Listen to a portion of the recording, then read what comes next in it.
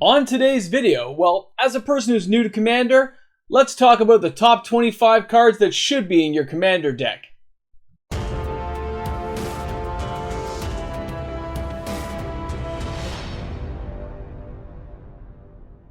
Hi everyone, welcome back. MTG Moxman here. If you're new to my channel, you've somehow found me out there in that nacho cheese universe of YouTube, well, thanks a lot for checking out my content today. I really hope you guys enjoy it.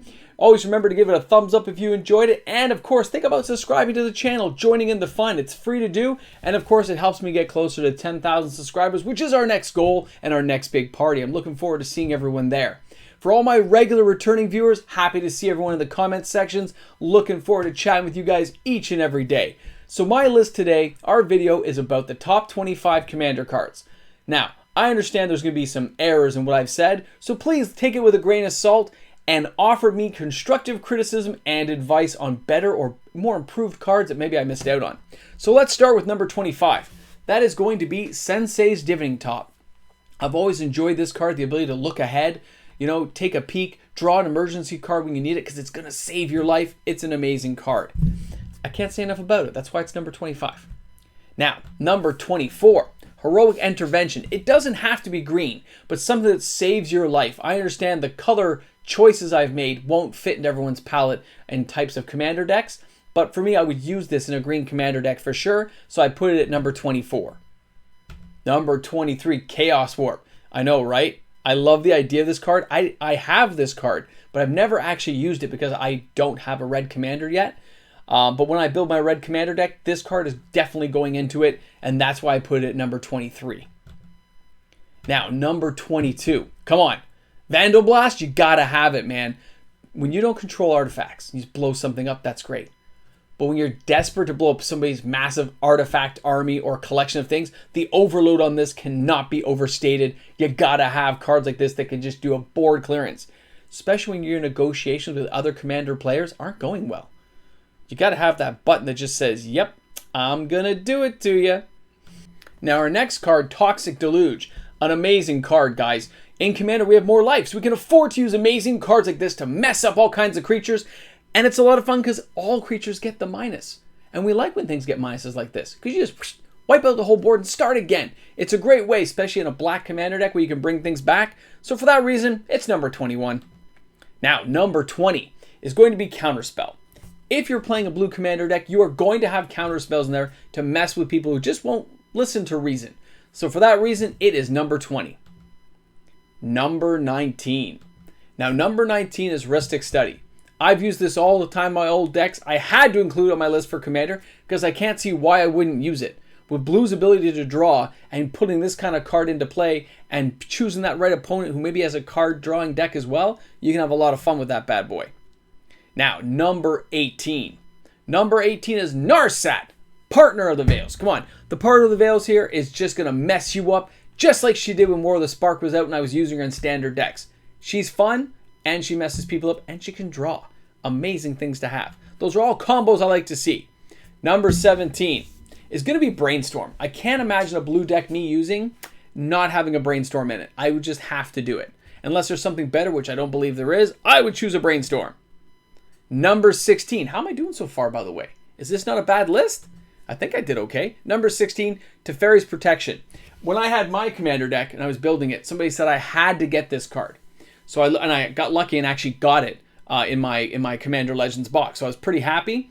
And it is an amazing card to have. So for that reason, of course, to Fairies Protection is going to be in my top 25. Okay, Smothering Tithe you have to have, guys. We all know it's an amazing card, especially in my deck, which is a white Commander deck. I had to have this card. Not blue, it's white. You guys know it's white. You've seen it. You can watch the video. You helped me build it. All right, number 14. Number 14 is going to be Land Tax. Who can't want a Land Tax? In a white Commander deck, you're going to use Land Tax. It's amazing for cycling out all those beautiful lands and putting them onto the battlefield. An amazing card that every Commander deck that's using white should have. Now, next card is going to be number 13. Number 13 is Wrath of God. I love this card from back in the day. Now, it's funny how nowadays it says destroys, where the old ones I have say buried, right? It was a way of saying you can't regenerate. You notice here it actually says the text now, they can't be regenerated. I used to love the kind of differences they've given us in Wizards over the years. But you have to have Wrath of God if you're using a white commander deck. You got to have those board clearances that just say nope, and it's all gone. Love it. So for that reason, it's number 13. All right, coming up next is number 12, and that is going to be a Blasphemous Act. Now, cards like this, I remember really well. I remember when they were in rotation, right? And just that massive amount of damage. You got to have cards like this. But not only that, it costs less to play for all the cards you have in your graveyard associated with the card, which is an amazing, amazing thing to have. So for that reason, I put it at number 12. Maybe not your 12, but it's my 12. All right, number 11. Number 11 is going to be Cultivate. Love me some Cultivate. If you're using green, you have to have this type of card in there. Let's face it, if you're using a green commander deck, you got to have it in. That's why I put it if you're going to have a green commander deck. I did that on purpose. Can you imagine that? Number 10, Demonic Tudor. If you're using a black commander or black in that coloration of your commander, you know you're going to have a Demonic Tudor in there to go searching for just the right card at just the right time. All right, guys, and coming in at number 9 is Cyclonic Rift. Who is not using this in a blue commander deck? Its overload ability makes it a must-have. I love this card. I've always loved it. I chose right? Come on, you guys like that one. All right, number 8. Number 8 is going to be Swords to Plowshares. Who doesn't like a 1 mana cost that exiles a creature from play? Yeah, they gain life. Who cares? It gets something out of your face. It's a must-have. Swords to Plowshares is number 8. Number 7. Now, number 7 is going to be the Command Tower.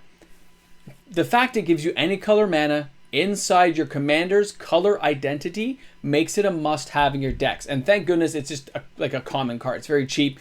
Everybody who's learning commander can buy one and have one. It's perfect. Number 6, Lightning Greaves. Now, number 6 and number 5 I had a hard time with because I like number 5 more, but I understand why number 6 is so important. So, number 6 for Lightning Greaves, you got to keep your commander alive or any creature card you find really important. And you want to give targets to your opponent to deal with, which in this case is Lightning Greaves. An amazing card, very versatile. My number 5 is Howling Mine because I love Howling Mines. I've always used them in most of my decks back in the day, and I love them now for that negotiation tactic with your fellow people playing Commander. Don't hit me, you need the cards I'm giving you by drawing. Yeah, come on, remember? It's amazing. So for that reason, you gotta love a Howling Mine. Number 4, you ready? Number 4.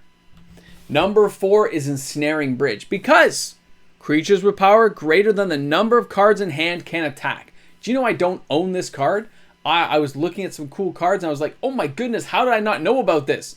Now, I knew about the card, but I didn't think about it in Commander. It's a must-have. I gotta get one and put it in my Commander deck because it's gonna be fun. Number 3, the Command Sphere. Now, Command Sphere, I like it for its multiple effects. Number 1, give me any color I want, great, but I can sack it to go ahead and draw. You know what? Card drawing is, you gotta have it. I love it. Great card, and I love that particular artwork. It's so beautiful. My number 2 pick is the Solemn Simulacrum. I like it for its multiple abilities. It comes into play, gives me a creature, but I also get to go and get a land and put it into play. But then, at the end when it dies or leaves play and gets killed, I get to draw a card. It's an amazing, amazing card, and I like that artwork. Always have. Now, my number 1 pick, you might think it's going to be a Mox Amber because I'm MTG Moxman, but it's not. It is going to be Sol Ring. I use Sol Ring in basically every deck, so of course it would be number 1 in a commander list because it gives you 2 colorless mana. So of course, every deck out there, especially for my colorless choices, I pretty much think every commander deck should have these top 5 cards in them. Maybe not the Howling Mine, depending on what type of deck you're playing, but you gotta admit, these are amazing choices. Guys, let me know what you think about the choices I've made today. Can you think of any improvements I could use to make my choices better or to help my commander deck out? Let me know, guys. I look forward to talking to you soon. This is MTG Moxman. You guys are rocking. I hope you have a great day. Hey guys, big shout out to all my patrons out there. Thanks again, guys and girls, for the continued support you show to my channel each and every day. I really do appreciate it. Thanks again. Patrons make the world go round. I know why you're here. I get it. I get it. Every day now, you want to see. You want to see. There you go. It's in the box. And if you're new and you've never seen past my credits, this could be important, so pay attention, watch my videos, go back and watch them all, find out what the missing cards are, find out what's in here. It's important what's in the box. Look, I'm putting the box back up. But for my regular viewers who just come to hang out with me, hey man, what's up? How you guys doing? Having a great day? I gotta mow the lawn this weekend. I gotta wash the car, walk the dog a million times, pick up a lot of dog poop. You know how it goes. It's regular life. Not to mention continue working 12 hours a day at my job. But I'll see you guys on the live stream on Sunday. Ah!